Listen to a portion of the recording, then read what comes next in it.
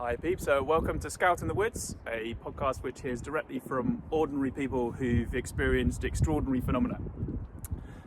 Like yourself, hopefully, I'm curious about the growing data on near-death experiences, on fringe or what we might call paranormal incidents and reported capacities, on other unexplained sensory events and what this literature is telling us. What it's telling us about our consciousness and the nature of reality, on the course of human knowledge and our current paradigms, and what we still have left to discover. So I'm recording from Liverpool on one of the old docks here beside the River Mersey. One of the boatyards in the background there is where Boaty McBoatface, aka RSS Sir David Attenborough, set sail for the first time. So the only relevance there, spuriously, is the take I have on consciousness is leaning towards exploring it through other life forms we share our planet with, and not say the lifeless rationality of computers, which some people seem quite sort of keen to explore. So I should have introduced myself. My name's Ferg, and the name for the podcast, Scout in the Woods, comes from a few things. So firstly, Scout is the name of our family's border terrier cross spaniel, who sadly passed away in August this year. And in an episode soon, I'll share the story of Scout's last year with us. But I also wanted to make Scout the poster child, if you like, the hero of the show, in order to invite further stories from anybody listening in who's had perhaps fringe experiences or unusual conscious experiences where pets or animals have been particularly relevant in some way. So look forward to hearing from anyone who's got some stuff to share there. On another level, a scout, of course, is typically a low-ranking soldier, kind of like a canary in the coal mine. So someone that sent to find out information about enemy lines, new frontiers, etc. Or say in the case of this podcast, fringe experiences of reality.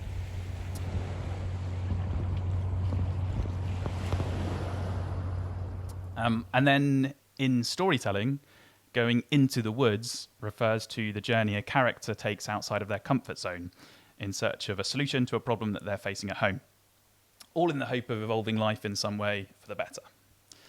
So personally, I've been fascinated for a long time by this universal structure to stories.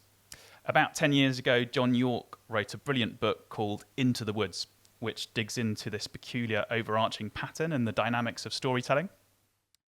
However, in trying to answer his own question, why does narrative structure exist, I felt that York was kind of blindsided by a more obvious explanation for the origins of story and what drives story, which again I'll explore a little bit more in another episode. But suffice to say, I personally felt there was an oversight there that I could only put down to York's own kind of human-centric assumptions about what consciousness is.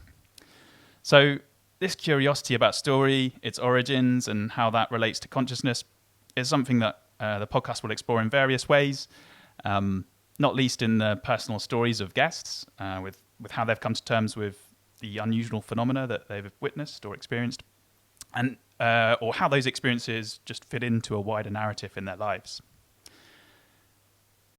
So as you can see, I'm back in balmy indoors now, and this is going to be a bit scripted from here on out. So as the podcast host, and just as a person, I try to stay open to all viewpoints, especially on these topics, which I think I do a pretty good job at. On the other hand, I also think it's just unrealistic to expect anyone to be totally neutral. So I recognise that I recognise my own sympathies and biases, which all will come through in this video, in my responses with guests, etc.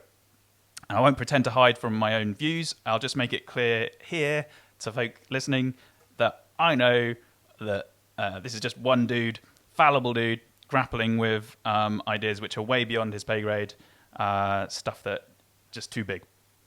But I actually think that if you end up listening to a few episodes and enjoy it and take something useful for it, valuable from it, then it's going to be more because you're interested in what happened to our guests and their experience rather than anything I could add myself.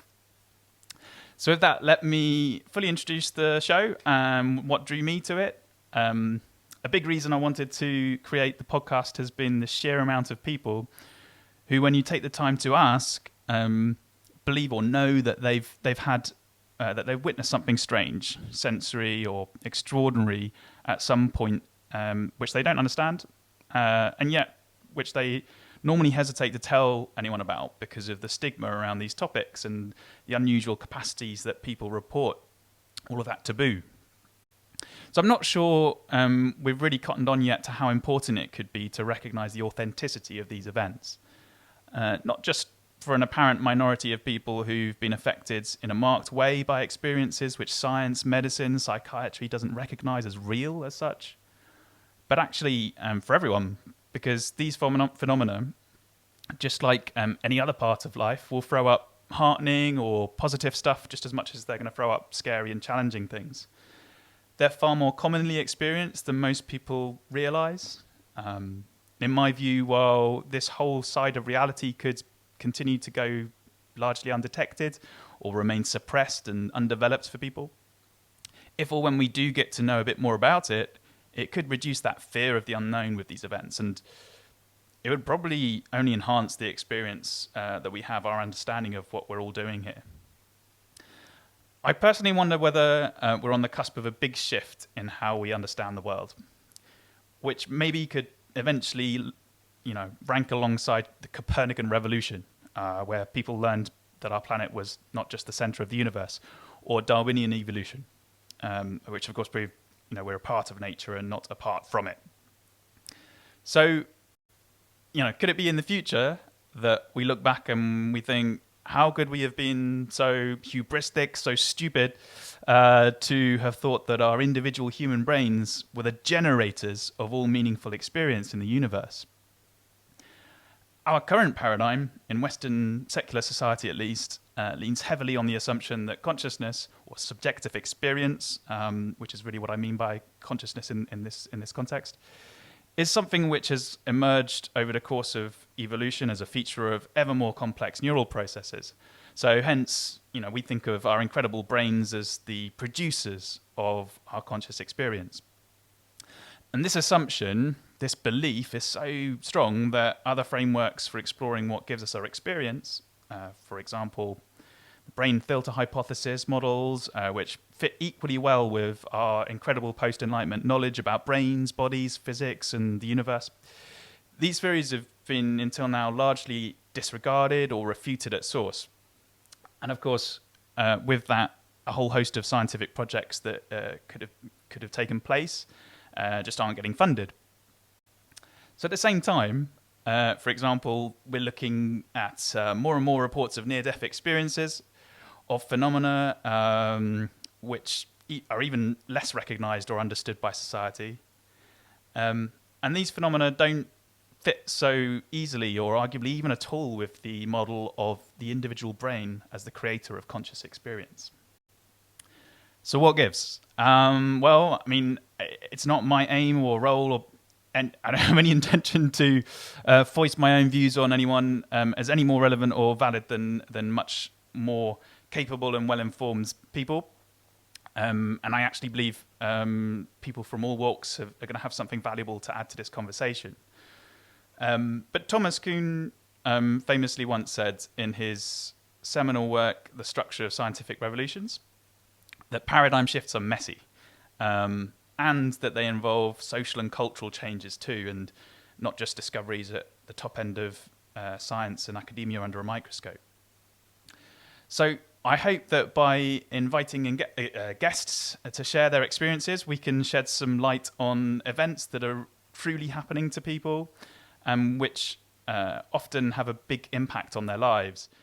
We might encourage others who've gone through something similar to feel less doubtful, gain some understanding, and maybe share their stories too if they'd like to.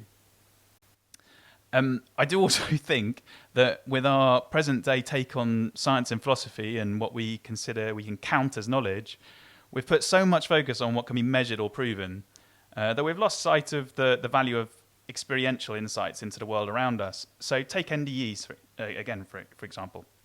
With heaps of data now, on the patterns of these experiences that people are having after coming close to dying or being declared clinically dead. There's a strange or perhaps telling reluctance from the secular materialist voices in this conversation to engage with the content of these experiences and what they could tell us about our minds and our journeys through life. So that's really where these early episodes of the podcast will lie. Hearing from people who've I've either met in the last few months and had some strange and amazing conversations with, or who I've known for a long time and who have blown my mind in sharing their experiences, which fall outside of the bounds of what I used to consider possible. So I'll leave some images of Scout's final journey to roll out to, as well as some witterings from me and a couple of pals who are walking through the woods recently. Enjoy your day, night, etc. Thanks for listening.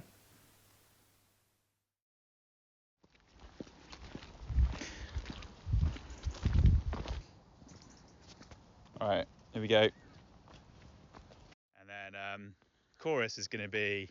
For the music and the songs we're singing, nailed Scotty in the wood, chasing rabbits down, supernova, stained glass bottle, showing fate.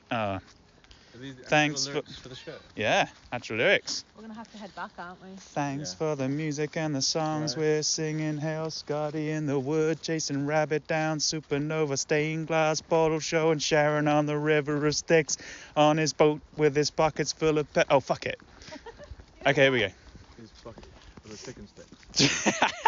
His bucket full of chicken skewers. Thanks for the music and the songs we're singing, hail Scotty in the wood, chasing rabbits down, supernova, stained glass bottle, showing Sharon on the river of Styx, with his pockets full of colour for the pilgrims of love. For the music and the songs we're singing, hail Scotty in the wood. What do you think? Was it? Yeah. That'd be a hit. Yeah, Christmas number one, right? Christmas number one, yeah. Yeah. Halloween number one. Halloween. You wrote that, right? Yeah, wrote that.